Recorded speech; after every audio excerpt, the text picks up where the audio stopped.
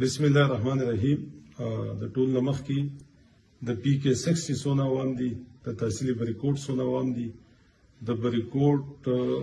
سیټي چې څومره خلک دي هغه ته د یو پیغام ورکوم. ما ته چا یو ویډیو راولېږله، یو کس چې په هغه باندې ما هغه همداسې یو منګړت بیان د نن 4-5 سال مخکې زما متعلق په اخبار کې لګولی، ډیفامیشن سوټ مې کړی دی، د اوسه پورې هغه کیس چلیږي. دا دویم یو منګړت بیان او منګړت چې کوم الزامات لګولي دي چې یاره بریکوټ هسپتال چې کوم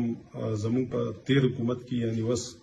دا چې زمونږ د پی ټی آی حکومت په هغې کې مونږ اپګریډ کړی دی د کیټیګري سی نه کیټیګري ډي نه کیټیګري سی ته، په هغې کې آتش فیسیلیټي وي انشاءالله. د هغې د بلډینګ په حواله باندې هغه یو 50 روپو والا مایک راغستی دی او په مایک باندې هغه لګیا دی چې یاره په دې کې کرپشن شوی دی او په دې کې چې د کمیشن اخیستی شوی دی. نو زه دغې روپیوال صحافي ته دا بالکل په جهر باندې دا خبره کوم، چیلنج ولا ورکوم چې ته خو صحافي یې، خو اصل کې ستا یو سیاسي پارټي ده، ایزیلوډ والا پارټي دی ده چې په هر شي کې به هغو ایزیلوډ اخیستو، په نوکریانو کې، په پوسټینګ، په ټرانسفر باندې، په هر یو شي باندې. خو دا پاکستان تحریک انصاف ته دا د ایزیلوډ پارټي نه ده او زه دله چیلنج ورکوم، بلکې د ټول ایزیلوډ والله چیلنج ورکوم چې ستاسو حکومت ته ولې چې وزیر اعلی تاسو په مټیانې اخیستې وي چې د نګران وزیر اعلی زمونږ دی، د نیشنل پارټۍ سره تعلق دی، د هغې نه علاوه ټول پی ډي ایم تاسو یو اتحاد دی. زه وایم که تاسو کې لږ ډېر ایماني او ایمانی جذبه ده پکې لږه ډېره وي او لږ د دې ملک سره مخلص یې، نو دا ټیکهدار دا ټینګ کوي او زم چې د 500 د تختې پورې ورسوئ چې تا ولې غلط کار کړی دی او تا ولې سب سټنډر کار کړی دی. دویم که فرض کا هغه ټیکهدار هغه نه چا کمیشن اخیستی نو خامخا په کار دی چې هغه بیا د هغې کس نوم واخلي، خو داسې الزامات لګول، د 50 روپو مایک نیول او په هغې باندې چې یاره مونږ به یو سړی بدنام کړو، نو دا زما خیال دی چې تاسو ښه کار نه کوئ، دا ډېر غلط کار کوئ. الله ته هم جواب دی، د عوام ته هم جواب دی، د ټولو نه اول خدا وګوره، چونکې تاسو په ایزیلوډ حکومت کې د ایزیلوډ نه علاوه څه شوي نه وو. د دې وجې تاسو ترقي یافته کارونه پېژنئ، تاسو میګا پروجیکټ څه پېژنئ، تاسو ته څه پته ده چې د علاقې ترقي څه ته وایي، نو تاسو ته دا پته نشته. نو د دې وجې نه تاسو داسې الزامات لګوئ چې د هغې نه سر یو نه یخپي. د ټول نال ما تاسو ته وایي چې دا ټیکهدار راټینګ کا او په کار خدای چې ستاسو حکومت ته او ستاسو د حکومت ته لاندې د پی ډي ایم د حکومت امپورټډ حکومت ته لاندې د ټولې ادارې دي او په کار خدای چې کم غل دی چې راونیول شي، که فرض کا دغه نه نو بیا معافي د دې قوم نه وغواړه. څونه به غلط الزامات لګوئ. هغه عمران خان باندې 200 پورې مقدمات وکړه، څه ثابتولی شی نه، داسې الزامات لګوئ. نو د هغې وجه دا ده چې تاسو سره د دین علاوه څه شتی نه. په کار خدای چې تا د هسپتال اپریشیټ کړی، تا د سړکونو اپریشیټ کړی. ما 15 ارب روپۍ په دې 4.5 سال کې ولګولې، هغه دې اپریشیټ کړی وی. تا تللی یونیورسټي دې اپریشیټ کړی وی، ته تللی وی تا پیراپلیجک سنټر جوړېږي 3.5 ارب روپۍ، هغه دې اپریشیټ کړی وی. ته تللی وی د کم از کم ما د 5-6 ارب روپو روډونه جوړ کړه، هغه دې اپریشیټ کړی وی. خو یو داسې کار چې هغه کمپلیټ نه دی، یو انسان ته دا پته دی چې اناګوریشن څه ته وایي او ګراوند بریکینګ سریمني څه ته وایي. نو د دې ما بالکل ګراوند بریکینګ کړې ده، دا له کمپلیټ نه دی چې کله یو پروجیکټ کمپلیټ شي بیا د هغې خلک اناګوریشن کوي. دویم د هسپتال د ملازمینو یو هسپتال 50% هر بلډینګ کمپلیټ شي، د هغې دپاره چې کوم سټاف وي هغه اخیستی کېږي. خو اوس د بدقسمتۍ نه د دې دا مارچ اپریل د دې هسپتال کمپلیشن و، د اپریل مئی د دې کمپلیشن دی، ټایم دی که نه دی ټایم پیریډ وګوره. خو ستاسو حکومت راغی، د امپورټډ حکومت راغی، نگران پی ډي ایم حکومت راغی، ټول فنډونه یې ورته فریز کړي دي ډیولپمنټل.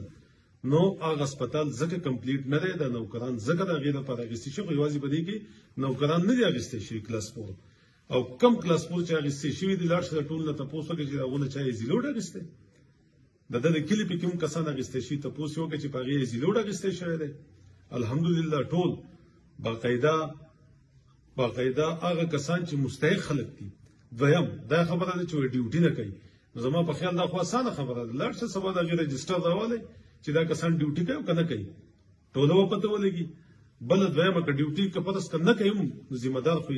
په کار خو دغه هسپتال ام اس ته دغه هسپتال انچارج دی چې هغه ته ول ډیوټي نه اخلي دویمه خبره چې یره سب سټانډرډ کارشن دا ول ماته سي چې د هسپتال ستاسو د حکومت د وجې چې هغه ول فندز نه ورکوي بلکې یو پروجیکټ نه ورکوي یونیورسيټي نه ورکوي یونیورسيټي باندې ستاسو ټیکدار چې ستاسو د پارټي مقامی ام پی ام پاتې شوی دی او هغه دغه یو کاندیډیټ وي هغه تیار شوی لینټر سیخ ویونو دغه نه چې فند نشته او هغه سیخ بل طرف ته مو کړو د یونیورسيټي چې کوم انجینیرینګ یونیورسيټي جوړیږي کوم کمپس جوړیږي په ملکی دم کې نو دا ستاسو هغه کرپټوت دي او بیا الزامات پچا باندې نو دا الزامات لګول ډیر اساني خو د دې الزامات جواب او بیا د عدالت کې چیلنج کول حق زمون سره دی چې دا موږ چیلنج کوو څنګه چې د مخکې نه ډیفامیشن سوټ ما کړی دا د معلوم وکم چې را ولی غلط بیان کوي ولی قوم گمراه کوي بلکې تاسو کوئ موږ تاسو دغه حساب دی چې په خپل تزان معلوم دی چې نن تاسو په حکومت کې تاسو سابقه پی ډی ایم حکومت ته تاسو ممبران دغه حصہ هغه تاسو په 15 ورځې تاسو وړ په تحصیلي ریپورت کې وچلول په ټول پاکستان کې او د 20 سره د کرپشن الزام چې د تاسو سابقه منیسټر چې پرایم منیسټر شاهد خاقان عباسي په ولګاو په ریپورت تحصیل کې کم از کم 6000 بورې غبن دي چا غبن کړی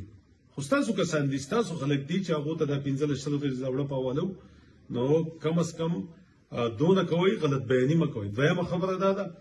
چې دا لا کمپلیټ نه دی په دې باقاعده مربل لګي په دې چت باندې په دې لاندې باندې دا به ټول کمپلیټ کیږي دا غینه بعد بیا مونږ ان شاء الله تاسو نه هغه صافیان چې کوم حق پرسته صافیان دي هغه بیا مونږ راولو هغه د کم پالټو د پارټو عہدیداران دي هغه راولو هغه ان شاء الله مونږ به غوته خيو چې دا سټیټ اف د آرټ هسپتال جوړ شي